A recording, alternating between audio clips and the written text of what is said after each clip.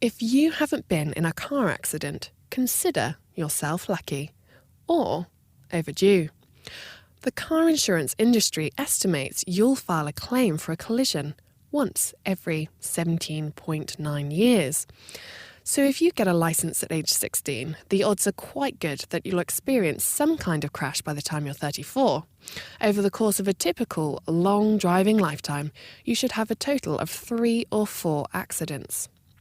Chances are these crashes won't be deadly, but sadly there are nearly 1.3 million each year which are deadly, causing on average 3,000 deaths a day, with a further 20 to 50 million people that are left seriously injured or even disabled. It's a frightening set of statistics, but one car company committed to changing that is Volvo. In 5 years' time, Volvo have made a pledge that no one will be seriously injured or killed in one of their cars. But how exactly do they intend to achieve this? I flew out to Sweden to find out. I'm Lotte Jacobsen. I'm a technical specialist at the Volvo Car Safety Center in Gothenburg. Well, we have a very strong ambition that nobody should be killed or injured in a new Volvo car by 2020, and that's really the lead star of all our work. Is that just malfunctions, or are you talking about human error here as well? Yes, of course. I mean, whoever is responsible from the perspective of the one being injured, it doesn't really matter. In particular, Volvo are looking at one of the more serious types of injuries, paralysis or damage to the spinal cord. Why? Aside from the sometimes debilitating nature of an injury like this, the fact is we haven't seen a reduction of them. The number of the most serious injuries have been halved, but spinal injuries have remained stubbornly constant. Yeah, I'm Ulf Björnstig, and I'm a professor of surgery at the University Hospital in Umeå, Sweden. Yeah, the problem with that injury is that you can fracture a vertebra, and in the worst case, the fragments will go into the spinal cord. And so potential paralysis then we're talking about? That's the problem with spinal cord injuries. So in the worst case, you will be paralyzed. How often do you see this type of injury in the emergency room? That's difficult to say. It depends on the traffic and so on. But every emergency doctor have seen this type of injuries because at least in Sweden, it's not uncommon to leave the road and bump into the ditch, and then you have a risk for these injuries in about 20% of the cases. So 20%, that seems like quite a large number. What sort of things can you do as a surgeon? This type of injuries often give you pain, maybe for the rest of the life. In the worst case, you will have an injury to the spinal cord and will have a paralysis. And in that case, the doctor can't do so much. These types of injuries are frequently caused by an impact to the bottom of the car. That sounds like you'd need to do something pretty drastic. But actually, it's pretty common. Driving off the road and into a ditch or over a traffic bollard, say. So how can we better protect our spines? Well, Volvo's answer was to crash a brand new car into a ditch and to see what happened. Full scale test. Countdown is following. 10. 5.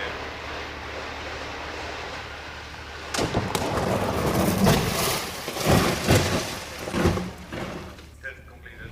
What we've just seen now is a real live crash. I've watched a car fire out of a tunnel, down a ditch, over the ditch, fly about 5 meters into the air and into an embankment. It's a brand new car.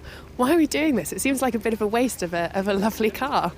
We have to test the car. We have to damage some cars for the case of safety. And what sort of injuries are quite common in this type of crash? This specific crash we reconstructed today, it is actually reconstructing Lotte crashes. Jacobsen again. It is actually reconstructing crashes where we see injuries to the spine. And these injuries occur when there is a vertical force, a force coming up through the buttock from the seat. And especially if the occupant is forward bended or leaning in some direction, the tolerances of the spine is less and the injuries can occur. And in this car, you've got a family of 3 dummies. I assume you go away and analyse these and see whether their spines are intact. Looking at them, though, they don't look too damaged? No, well, they are probably a bit, not shocked, but at least have been some moving around and maybe some bruises. But my guess, not looking at the data yet, is, but based on my experience, they're likely to be well protected and no major injuries, because simply we can see now after the test that they've been in a good position, upright position, and we know that the seats have helped to lower loads of the spine. And it's important to be tight to the back of the seat, because the arms are flinging, the head, you can reduce the movements of the head and the arms as well just by tightening up the occupant. What is it about the seat and the seatbelt that maintains or keeps this position that protects your spine? We have a seatbelt pretensioner. It's an electrical retractor that is reversible. It tightens up, and that tightens up already and keeps him or her in position. What happens is this. You're driving, do, and then you've swerved to miss a moose. Just as this happens, the car detects you're off the road and you're in trouble. And within an instant, the seatbelt physically pulls you into your seat. I actually tried one of these out. Okay, I will count down from 3. 3, 2, 1. Oh, it is quite tight. Yeah, it is. It keeps you for about 4 seconds. Yeah. It's like a big hug. Yeah. Most seatbelts activate when they feel a sudden pull. You know, that annoying tug you feel when you're trying to put your seatbelt on too quickly. But by the time the seatbelt activates, you're already leaning forward, spine bent, and when your spine isn't straight, it's much more vulnerable to injury. These seatbelts hug you into the seat and thus force your back to be in a straight and upright position. But how does your seatbelt know when and where to work? Simply, we have sensors reading the motions of the car, and by knowing what type of motions is typical for run-off-road situations, we tell the sensors to trigger based on those motions. So it's a bit like an algorithm. There's at a certain point, this type of movement means activate. Yeah, we kind of learn the sensors to read that. So an algorithm tells us that this is a potential run-off-road situation. This is just somebody steering, tough steering maneuvers. It's not only the seatbelt that are inching Volvo closer to their 2020 goal. No, autonomous driving systems, or systems that kick in without us even realising, are also a vital part of that. The place where they test these systems are quite strange. Think of a Hollywood movie set, empty, derelict towns, traffic-free highways and country lanes void of tractors. They're truly bizarre, and AstroZero Test Centre was no different. Jonas Vepselainen, working as a safety specialist at Volvo Car Corporation. We're standing in one of the weirdest places I have ever been. I feel like I'm on a film set.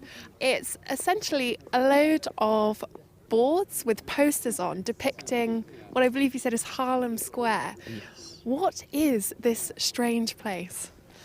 This is the city test facility, and what we have here is the possibility to reconstruct any scenario to test, for example, to train our systems for our next generation of safety systems. So here, for us, what you see as a strange place and city is endless possibilities. And it's not just cities you've got here. You've got highways, motorways, high-speed areas, rural areas.